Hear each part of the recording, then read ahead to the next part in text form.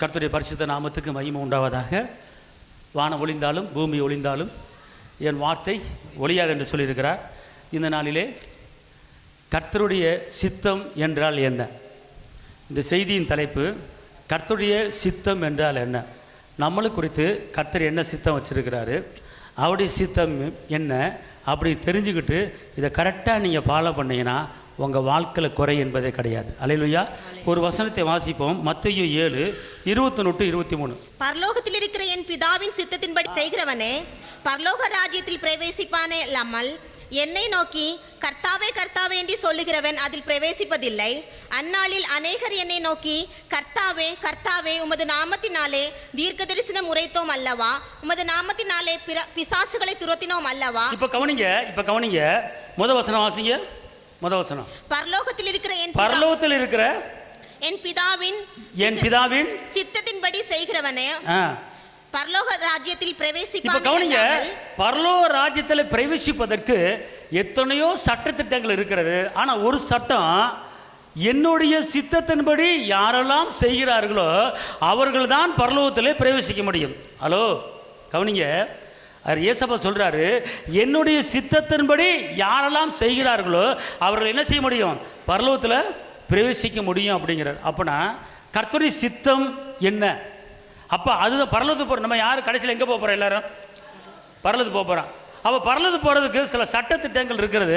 எத்தனையோ சட்டத்திட்டங்கள் இருந்தாலும் ஆனால் ஒரு சட்டம், அவர் சித்தத்தின்படி யார் செய்கிறார்களோ அவர்கள் தான் பரலோகத்துக்கு என்ன செய்ய முடியும்?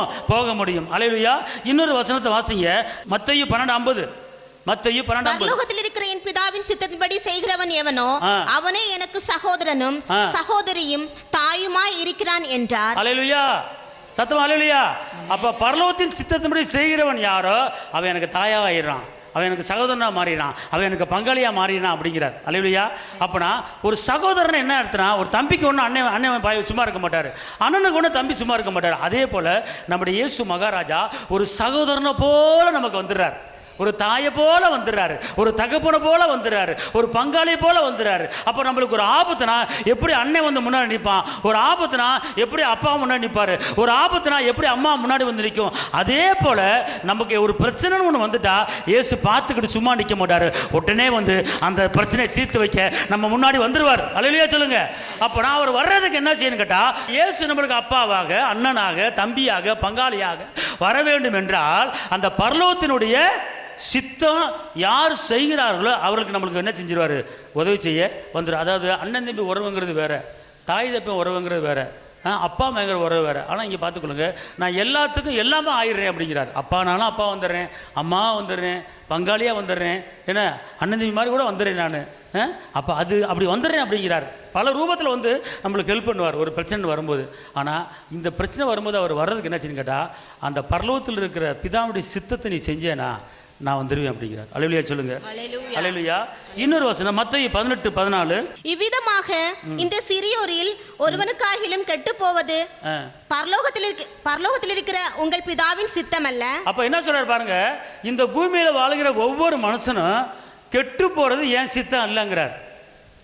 நீ உதவக்கரை ஆகணும் என் சித்தம் இல்லை, நீ அனாதை ஆகணும் என் சித்தம் இல்லை, நீ பிரச்சனையோட வாழணும், வேதனையோட வாழணும், கஷ்டத்தோட வாழணும் சித்தம் இல்லை. அப்ப யோவால ஒரு வசனம் இருக்கிறது, அதாவது இயேசுவை ஏற்றுக்கொண்டவன் அவன் அவரே வழி, அவரே சத்தியம், அவரே ஜீவன், நான் இல்லாமல் பரலத்துக்கு வர முடியாது அப்படிங்கிறார். இன்றைக்கி வந்து நிறைய பேர் ஜெபிக்கிறாங்க, துதிக்கிறாங்க, ஆராதிக்கிறாங்க. ஆனால் நான் என்னுடைய வாழ்க்கை கர்த்தருடைய சித்தத்துக்கு செய்கிற வாழ்க்கையாக இருக்கிறதா, என் நடக்க கர்த்தருக்கு சித்தத்துக்கு செய்கிற நடக்கையாக இருக்கிறதா, என் பேச்சு கர்த்தருக்கு சித்தத்துக்கு கொண்ட பேச்சாக இருக்கிறதா, என்னுடைய செயல்பாடுகள் கர்த்தருடைய செயல்பாடாக இருக்கிறதா, இது கர்த்தருக்கு பிடிக்குதா, இது கர்த்தருக்கு பிரியமாக இருக்கிறதா என்பதை அறியாமல் நிறைய பேர் ஜெபிக்கிறாங்க, நிறைய பேர் துதிக்கிறாங்க. அப்போ அவர் சொல்றாரு, நீ பரலோகத்துக்கு வரணும்னா என் சித்தத்தின்படி நீ செஞ்சாதான் நீ பரலோகத்துக்கு வர முடியும், என்ன இல்லாமல் ஒருவனை பரலோகத்துக்கு வர முடியாது. அப்போ அவர் என்ன சொல்றாருன்னா, நான் என்ன சித்தம் வச்சிருக்கேன் அதை செய்யணும். அதாவது ஒரு மனுஷன் கூட கெட்டு போகுது என் சித்தம் இல்லை, ஒரு மனுஷன் கூட கெட்டு சித்தம் இல்லை, எல்லாரும் மாறணும் பரலோகத்துக்கு வரணும் அது சித்தம். அப்போ இன்னொரு வசனம் சொல்லுது பாருங்க, 1 யோவான் 2:17. உலகமும் அதன் இச்சையும் ஒளிந்து போம், தேவனுடைய சித்தத்தின்படி செய்கிறவனோ என்றென்றைக்கும் நிலைத்திருப்பான். அல்லேலூயா. எல்லாம் சொல்லுங்க அல்லேலூயா. நீங்க நிலைச்சிருக்கணுமா, நீங்க நிரந்தரமா இருக்கணுமா, நான் தேவ சித்தத்தை செய்து நான் நிலைத்திருப்பேன். Right, okay. இப்போ நீங்கள் அவர் சித்தம் செய்யணும் சொல்கிறீங்களே. இப்போ கவனிங்க, ஒரு பாயிண்ட்டுக்கு வர்றேன். தேவ சித்தம் என்றால் என்ன? எழுதுறவங்க எழுதி கொள்ளுங்க. தேவ சித்தம் என்றால் என்ன? இப்போ நீங்கள் தேவ சித்தத்தை கரெக்டாக நீங்கள் செஞ்சிட்டிங்கன்னா உங்கள் வாழ்க்கையில் குறை என்பதே கிடையாது. உங்கள் வாழ்க்கையில் நிறைவு என்ன செஞ்சிடும், வந்துடும். அப்போ தேவ சித்தம் என்றால் என்ன அப்படின்னு கேட்டிங்கன்னா, ஒரு வசனம் 1 தெசலோனிக்கேயர் 4:3. நீங்கள் பரிசுத்தமுள்ளவர்களாக வேண்டும் என்பதே தேவனுடைய சித்தமாய் இருக்கிறது. இப்போ கவனிங்க, இப்போ தேவ சித்தம் என்றால் என்ன அப்படின்னா, அவர் சித்தம் என்னன்னு கேட்டிங்கன்னா, நீங்கள் நம்ம பரிசுத்தமான வாழ்க்கை வாழ்வதே அவருடைய பரலோகம் போகிறதுக்கு வழி. ஓகே, இப்போ தேவ சித்தம் என்றால் என்ன, அதை இப்போ நான் பேசிக்கிட்டு இருக்கேன். கவனிங்க, எழுதி வச்சுக்கோங்க. தேவ சித்தம் என்றால் என்ன அப்படின்னு கேட்டால், நீங்கள் இந்த பூமியிலே ஒரு பரிசுத்தமான ஒரு வாழ்க்கை வாழ்ந்தால் என் சித்தத்தை செய்து கொண்டிருக்கீங்க, உங்களுக்கு பரலோக வாசல் திறக்கப்படுகிறது. அல்லேலூயா. அப்போ என்ன சொல்றாருன்னா, நீங்கள் பரிசுத்தமான வாழ்க்கை வாழுங்க, உங்களுக்கு பரலோக கதவு திறக்கும். 2வது 1 தெசலோனிக்கேயர் 5:18. எல்லாவற்றிலேயும் ஸ்தோத்திரம் செய்யுங்கள், அப்படி செய்வதே கிறிஸ்து இயேசுவுக்குள் உங்களை குறித்து தேவனுடைய சித்தமாய் இருக்கிறது. பார்த்தீங்களா? சித்தம்னா எல்லாவற்றிலும் என்ன செய்யணும்? அல்லேலூயா. அழுதாலும் ஸ்தோத்திரம், அடித்தாலும் ஸ்தோத்திரம், துக்கப்பட்டாலும் ஸ்தோத்திரம், புருஷங்காரன் அடித்தாலும் ஸ்தோத்திரம், புருஷங்காரன் கொஞ்ச நாளும் ஸ்தோத்திரம். எல்லாவற்றிலும் என்ன செய்யணும்? ஒரு துக்கம் வரும், ஒரு நெருக்கம் வரும், ஒரு பாடு வரும், ஒரு சஞ்சலம் வரும், ஒரு நஷ்டம் வரும், ஒரு லாபம் வரும். ஆனால் உன் வாழ்க்கையில் எந்த காரியம் நடந்தாலும் சரி, நீ எல்லாவற்றிலும் ஸ்தோத்தரிப்பேன் ஸ்தோத்தரிப்பேன் இயேசுராஜனை அப்படி என்று நீ ஸ்தோத்தரிக்கணும். அல்லேலூயா. நீ பாட்டு மூஞ்சி தொங்கப்பட்டு உட்காரக்கூடாது. என்ன நடந்தாலும் சரி, உனக்கு அவமானம் வந்தாலும் சரி ஸ்தோத்திரம் போடு, உனக்கு நிந்தை வந்தாலும் சரி ஸ்தோத்திரம் போடு, உனக்கு 4 பேர் பரியாசம் பண்ணுறாங்களா ஸ்தோத்திரம் போடு. அதான் எல்லாவற்றிலும். அதாவது ஒரு பிரச்சனை வந்துருச்சு, என்னால் ஜெபிக்க முடியல, ஒரு அவமானம் வந்துருச்சு, என்னால் ஒன்றும் செய்ய முடியல, என்ன செய்யல, இந்த பிரச்சனை கண்ணு முன்னால் நிற்கிது, இந்த துக்கம் என் முன்னால் நிற்கிது, என்னால் ஜெபிக்க நினைக்கிற முடியல, பைபிள் வாசிக்க நினைக்கிற முடியல, அப்படிலாம் சொல்லக்கூடாது. எந்த பிரச்சனை வந்தாலும், எந்த நெருக்கம் வந்தாலும், எந்த அவமானம் வந்தாலும் ஸ்தோத்தரிக்கணும். அதுதான் எல்லாவற்றையும். அந்த ஸ்தோத்திரம் செய்யும்போது இங்கே இருங்களேன், நல்லா ஸ்தோத்திரம் செய்யும்போது கிருபை பெருகும்.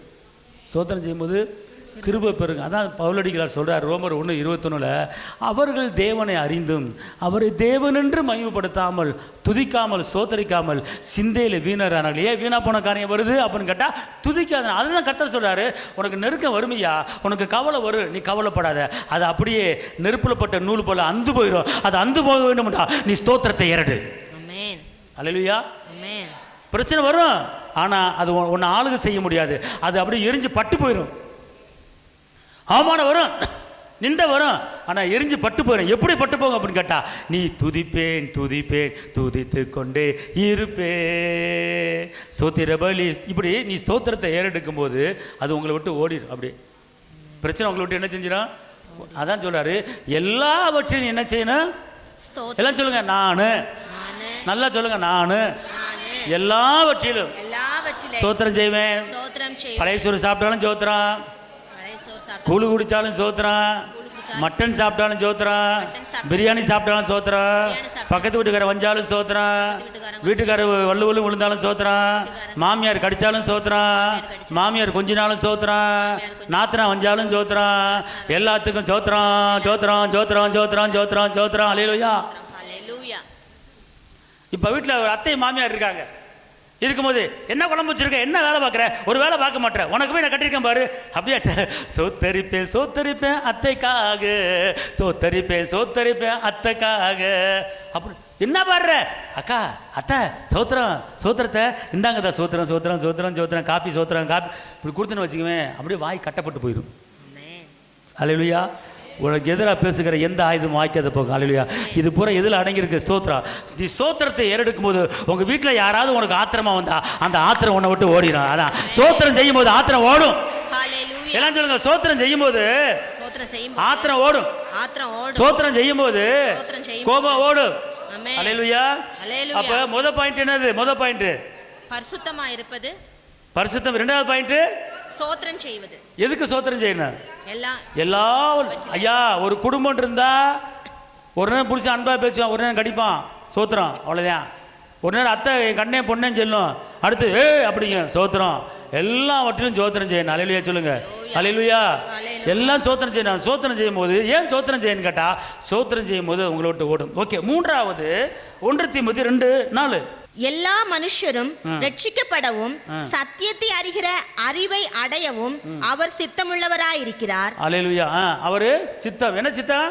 எல்லா மக்களும் ரட்சிக்கப்படவும், ரட்சிப்படையணும், எல்லா மக்களும் இயேசுவை ஏற்றுக்கொள்ளணும், அது சித்தம். அப்போ அதுக்கு நீ பாடுபடணும். என்ன செய்யணும்னு கேட்டீங்கன்னா, எல்லா மக்களும் ரட்சிப்படைவதற்கு, எல்லா மக்களும் மீட்பு பெறுவதற்கு உன் பங்கு என்ன? பரலோகத்துக்கு வர்றதுக்கு வழிகள், பரலோகத்துக்கு வர்றது வழி 1 பரிசுத்தம், 2 எல்லாவற்றிலும் சோத்திரம், 3 எல்லா மனிதருக்காக ரட்சிப்படைய வேண்டும். அதுக்குன்னு ஒரு காரணமாக இருக்கணும். அப்படின்னா இயேசுவின் அன்பை பற்றி பிறருக்கு சொல்லணும், இயேசுவின் இறக்க பற்றி பிறகு சொல்லணும். சொல்லும்போது என்ன, அவங்க ரட்சிப்படைஞ்சிட்டாங்கன்னா நீ பரலோகத்துக்கு தகுதி ஆகிற. அல்லேலூயா. இன்னொரு வசனம் எபிரேயர் 10:36. நீங்கள் தேவனுடைய சித்தத்தின்படி செய்து வாக்குத்தத்தம் பண்ணப்பட்டதை பெரும்படிக்கு பொறுமை உங்களுக்கு வேண்டியதா இருக்கிறது. அவன் நீங்கள் தேவ சித்தம் என்ன அப்படின்னு கேட்டிங்கன்னா, சில பேர் ஜெபம் பண்ணுவாங்க, வரலன்னு அப்படி விட்டுருவாங்க. அவர் என்ன சொல்கிறாரு, தேவ சித்தம் என்னன்னு கேட்டால், நீ வாக்கு தத்தத்தை உனக்கு கொடுக்க ரெடியாக இருக்கிறேன், வாக்கு தத்தத்தை பெறுவதற்கு தகுதியானவள். ஆனால் அது நான் உனக்கு கொடுக்கும்போது எந்த டயத்தில் கொடுக்கணும், எந்த மாதத்தில் கொடுக்கணும், எந்த வருஷத்தில் கொடுக்கணும் ஒரு திட்டம் வச்சுருக்கிறேன். ஆனால் அதுவரை நீ என்ன செய்யணும்?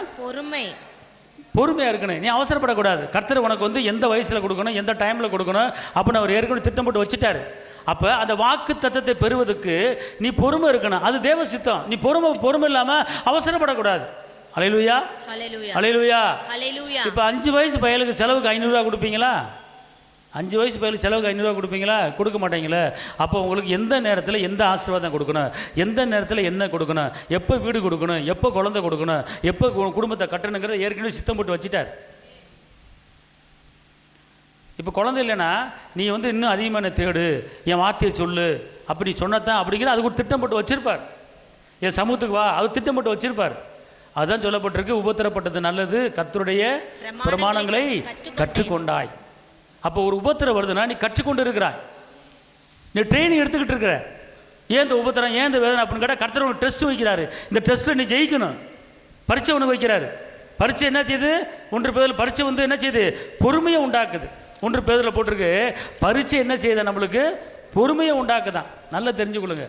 அப்போ நீங்கள் என்ன செய்யணும் கேட்டிங்கன்னா, டெஸ்ட்டில் நீங்கள் ஜெயிக்கணும். அப்படின்னா இதான் தேவ சித்தம். அப்போ இன்னொரு வசனத்தை வாசிங்க, 1 பேதுரு 4:2. என்றால் மாம்சத்தில் பாடுபடுகிறவன் இனி மாம்சத்தில் இருக்கும் காலம் வரைக்கும் மனுஷனுடைய இச்சைகளின்படி பிழைக்காமல் தேவனுடைய சித்தத்தின்படியே பிழைக்கத்தக்கதாக பாவங்களை விட்டோய்ந்திருப்பான். பார்த்தீங்களா எப்படி தேவ சித்தம்? அது பாவங்களை விட்டு வாழ்வது தேவ சித்தம், அநியாயத்தை விட்டு வாழ்வது தேவ சித்தம், பொறாமை வன்கண்களை விட்டு வாழ்வது தேவ சித்தம், புறங்குறுதலை விட்டு வாழ்வது தேவ சித்தம், குற்றப்படுவதை விட்டு வாழ்வது தேவ சித்தம். அப்படி என்றால் இந்த உலகத்தில் இருக்கிற எல்லா பாவத்தையும் விட்டு ஒளிஞ்சு நீ இருந்து இருப்பது என்னுடைய சித்தமாக இருக்கிறது. தீய நோக்கம் பாவம் விட்டு ஒழிக்கணும், தேவ சித்தம். புறங்குறுதல் பாவம், சொற்கள் மிகுதியால் பாவம், தீய நோக்கம் பாவம், நன்மை செய்ய அறிந்திருந்தும் அதை செய்யாமல் போனால் பாவம். யாக்கோபு 4:17. அப்போ இதெல்லாம் பாவம். அப்போ இதெல்லாம் நீ விட்டு என்ன செய்யணும்? ஒழியணும். இது ஒழிஞ்சாதான் நீ பரலோகத்தின் பிள்ளையை நீ என்ன செய்ய முடியும்? மாறி. இதுதான் தேவ சித்தம். நான் உங்களுக்கு ஒரு ஷார்ட்டாக நான் சொல்லியிருக்கிறேன். தேவ சித்தம் என்றால் என்ன ஷார்ட்டாக சொல்லியிருக்கிறேன். இப்போ முதல்ல சொல்லுங்க, ஒன்று சொல்லுங்க. முதல் சித்தம் என்னது? பரிசுத்தமாக இருப்பது, ஸ்தோத்திரம் செய்வது. 3 சத்தியத்தை மற்றவர்களுக்கு அறிவிப்பது. 4 பொறுமையா இருப்பது. 5 எல்லா பாவங்களையும் விட்டு விடுது. Very good. அப்போ இதுதான். இதை கரெக்டாக நீங்கள் ஃபாலோ பண்ணிட்டீங்கன்னா உங்களுக்கு பரலோக வாசல் திறக்கப்படும். நீங்கள் நரகத்துக்கு நம்ம என்ன செய்ய மாட்டோம், போக மாட்டோம். அல்லேலூயா. அல்லேலூயா.